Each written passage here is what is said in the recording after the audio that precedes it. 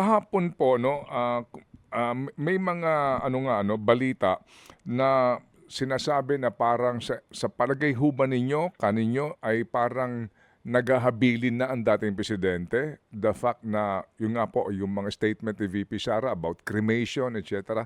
Paano niyo po ito tinanggap, sir? At ano po ang inyong pahayag dito? Nalungkotin. Isipin ko man lang na mangyari sa kanya yun. Talagang kalungkot.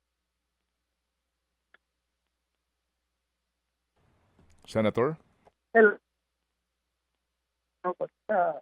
Hindi ko mapigilan na yung tao na ginawa na yung lahat para magsilbihan ng ating bayan, ang ating bansa, ay hayaan na lang natin mamatay doon sa kulungan ng foreign land sa kamay ng mga banyaga. Napakalungkot. Ako po talagang nalulungkot talaga, Ted. Ito pong ganitong mga sinasabi ni VP Sara about yung mga habilin, opo, meron po bang basihan itong sinasabi ni Senator Padilla na ito po ito po, basahin ko lang po ito. Simple lang Yes, po. naman ang logic. Kapag may nangyaring hindi maganda kay Tatay Digong sa ICC, sa tingin nyo ba hindi magdudulot ito ng kaguluhan sa Pilipinas? Ano po ang inyong kaisipan dito, Senator Bato? Well, kanyang pananaw yan dahil talagang sasama ang loob ng karamihan ng Pilipino.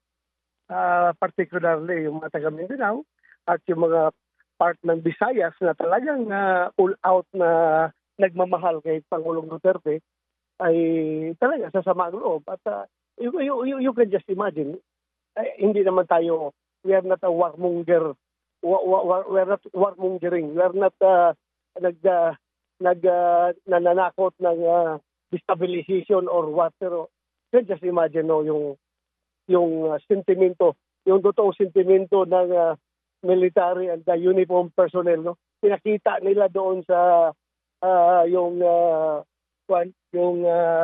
absentee voting, no? Straight na binoto lahat ng Duterte. Ayun ang kanilang pinapanalo sa absentee voting ng military at police at uniform personnel. So, yung sentimento ng mga tao na yan ay nandoon talaga. Nandoon sa kay Pangulong Duterte, pero hindi lang nila freely may palabas yung kanilang saloobin, yung kanilang damdamin.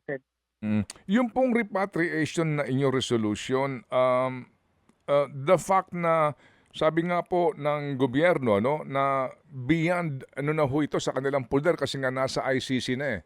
Oo. Umaasa pa ba kayo na may kahihinatnan itong resolution na ito? Kasi wala namang kontrol na po dito ang pamahalaang Marcos. Well, sa amin naman, Ted, with their pagbigyan, just in case makinig yung ating gobyerno, yung ating Pangulo, in particular, kung halimbawa, mapag-agrihan ng majority ng mga senador na magkakaroon kami ng ma-approve yung resolution namin at yun ay ma-adapt as the sense of the Senate.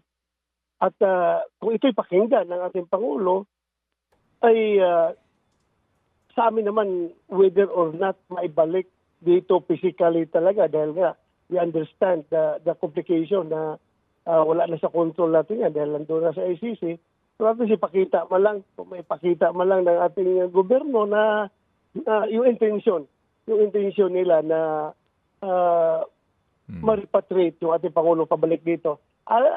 Kung sa amin niya sa PMA, Ted, kuwan na ba? At least magpakita ka ng attempt.